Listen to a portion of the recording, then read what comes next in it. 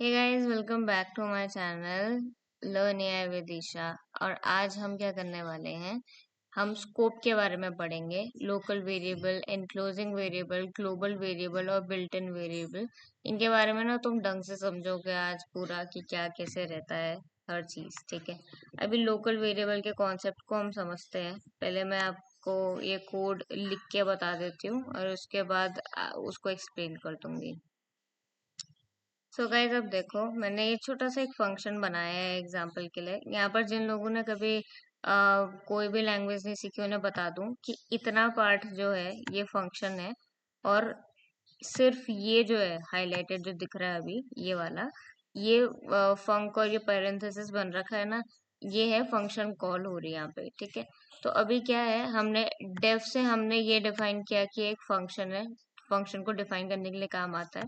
यहाँ पे जो FUNC ये लिख रखा है यहाँ पर डेफ के बगल में, ये फंक्शन का नाम है। आप इसका नाम कुछ भी रख सकते हो।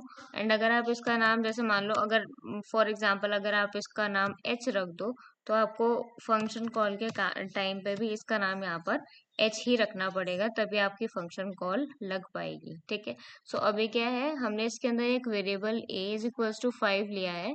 और यहाँ पर हमने उसे प्रिंट करने की कोशिश की है कि वो जो a था। और यहाँ पर फंक्शन कॉल है, तो उस फंक्शन के अंदर जो भी हो रहा है वो सब हमको प्रिंट होके दिखने वाला है। तो पहले हम इसको सेव कर लेंगे और इसको रन करके देखेंगे। तो यहाँ पर 5 आपको लिखा दिख रहा है आउटपुट में। ये क्यों हुआ? क्योंकि वेरिएबल इस फंक्शन के अंदर था, तो वो आसानी से उसे ढूंढा उसने लोकली, और उसे उसने प्रिंट भी कर दिया।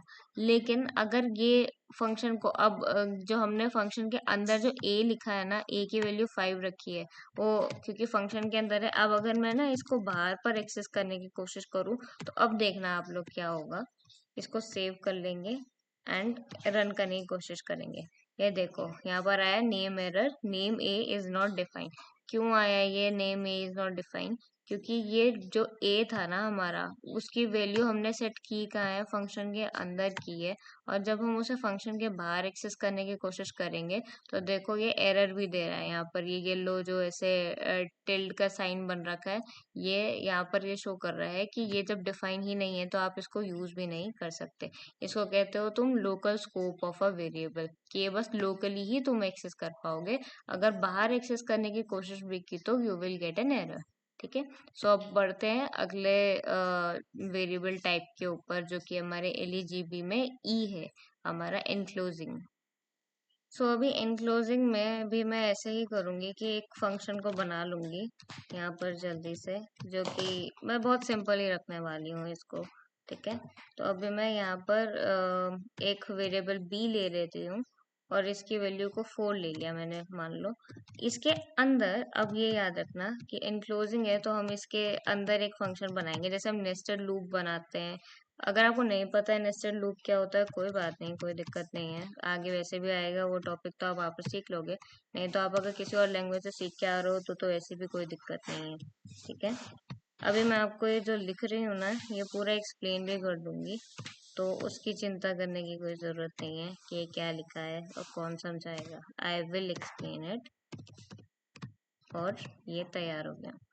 तो अभी क्या है, हमने क्या किया, हमने एक आउटर फंक्शन बनाया। ये सेम वही चीज है, डेफ से डिफाइन किया कि एक फंक्शन हम बना रहे हैं। तो हमेशा पाइथन में लिखते ही ऐसे, फंक्शन बनाते ही ऐसे, ये डेफ लिखते हो तो उससे पता चलता है एक फंक्शन है, आप डिफाइन कर रहे हो तो उसे, ये उसका नाम है। आउटर आप कुछ भी नाम रख सकते थे, मैंने बस एग्जाम्पल के लिए आउटर इनर इसलिए रख दिया क्योंकि समझने में थोड़ा आसान हो जाएगा ना फंक्शन का नाम। तो और अभी क्या है, यहाँ पर हमने बी एक वेरिएबल लिया है, जो कि यहाँ पर लिया है आउटर फंक्शन में। अब हमने इसके अंदर एक और फंक्शन बनाया, फंक्शन के अंदर फंक्शन बनाया, इसको हम नेस्टेड कहते हैं, नेस्टेड फंक्शन या फिर एनक्लोजिंग, यहाँ पर बेटर तो हम एनक्लोजिंग बोला जाता है। ठीक है, सो अभी हम डेफ दोबारा से एक फंक्शन बनाया, डिफाइन किया, उसका नाम इनर रखा, आप कुछ भी रख सकते थे। इसके अंदर आपने क्या है, वो चीज प्रिंट करने की कोशिश की जो कि इस इनर के अंदर खुद डिफाइन नहीं किया था आपने, जो वेरिएबल, उसको एक्सेस करने की आपने कोशिश की है। तो क्या ये एक्सेस हो जाएगा कि नहीं होगा, वो आप अभी देखना था, मैं इसको रन करके बताऊंगी। और बाकी यहाँ पर इनर जो लिख रखा है ना, ये कॉल कर रहा है किसको, इसको, ये, इसको, तो इस फंक्शन के अंदर। तो आप अगर इतने पोर्शन को इग्नोर करो ना फिलहाल के लिए, तो क्या है, ये बस इतना ही लिख रखा है इस आउटर फंक्शन के अंदर मेन चीज, कि बी को एक वैल्यू दे रखी है 4, और बाकी ये किसी एक फंक्शन को कॉल कर रहा है, जो कि अभी यहाँ पर येलो ऐसे मार्क करके इसको बताया, क्योंकि अभी इनर हमने गायब कर दिया ना वो लिख के। अभी हम वापस ला जाएंगे तो अभी वो एरर भी हट गया, क्योंकि अभी हम अंदर, मैं बस आपको बताई थी कि आउटर फंक्शन के अंदर बस कितना पार्ट है, बाकी आपने इसके अंदर एक फंक्शन इनर डिफाइन कर रखा है, ठीक है। और बाकी आउटर को आप यहाँ से तो कॉल लगा ही रहे हो। और अभी देखना कि अभी क्या होगा इसका। आप इसको सेव करोगे, इसको रन करोगे, और अब आप देखोगे, अच्छा रुको, अभी ऊपर ये वाला हमने कमेंट आउट नहीं किया था ना, अभी हमने कमेंट आउट कर दिया सारा, ठीक है। मतलब मैंने कुछ नहीं किया, पूरे पोर्शन को सिलेक्ट किया, कंट्रोल को प्रेस किया, और बाकी जो फॉरवर्ड स्लैश होता है उसको प्रेस किया, तो वो सारा का सारा इकट्ठा ही कमेंट आउट हो गया। और अभी क्या है, ये एनक्लोजिंग वाले में अब हम इसको वापस से सेव एक बार क्लिक कर प्रेस करती हूँ, एंड इसको रन करती हूँ। तो यहाँ पर देखो क्या आ गया, आउटपुट पे 4 आ गया, ठीक है। ये कैसे हुआ, इसने ना जब इनर वाले फंक्शन ने एक्सेस करने की कोशिश की ना उस वेरिएबल को जो इसके अंदर नहीं था, तो लोकली तो अवेलेबल नहीं था जैसे पहले हो रखा था। पहले क्या था हमारे पास यहाँ पर एक जो प्रिंट करने की कोशिश कर रहा था लोकली उसको मिल गया था इसी अपने फंक्शन के अंदर, तो इसको आसान पड़ गया था। अभी जब इसको यहाँ पर लोकली नहीं मिला, इसने क्या किया, बाहर ढूंढने की कोशिश की कि क्या इसके बाहर कोई और फंक्शन है। उसने कहा हाँ मैं तो नेस्टेड हूँ इसके अंदर, तो ठीक है इधर है कोई वेरिएबल। उसने कहा हाँ, अरे ये फंक्शन तो बी, ये वेरिएबल तो बी है और मैं भी तो यही प्रिंट करना चाह रहा हूँ, तो वो उसको प्रिंट कर देता है और आपको आउटपुट दिखा देता है, ठीक है। लेकिन ये जो चीज है ना ये लोकली अवेलेबल नहीं था, ये पॉइंट नोट करने का है। यहाँ पर वेरिएबल बी जो है ना वो लोकली अवेलेबल था नहीं, इस वजह से ऐसा हुआ कि इसने बाहर वाले इसको एक्सेस किया। लेकिन देखो अगर ये वेरिएबल यहाँ पर लोकली भी अवेलेबल होता तो क्या होने वाला था उसके बाद, हम ये देखते हैं, ठीक है। इसको भी एक्सपेरिमेंट कर लेते हैं क्या होने वाला है। देखो 7 प्रिंट हो गया। अब ऐसा क्यों हुआ, इसने ऐसा किया कि इसने इस बारी जैसे ही प्रिंट स्टेटमेंट देखा कि ये चाहता है कि मैं बी को प्रिंट करूं, ठीक है।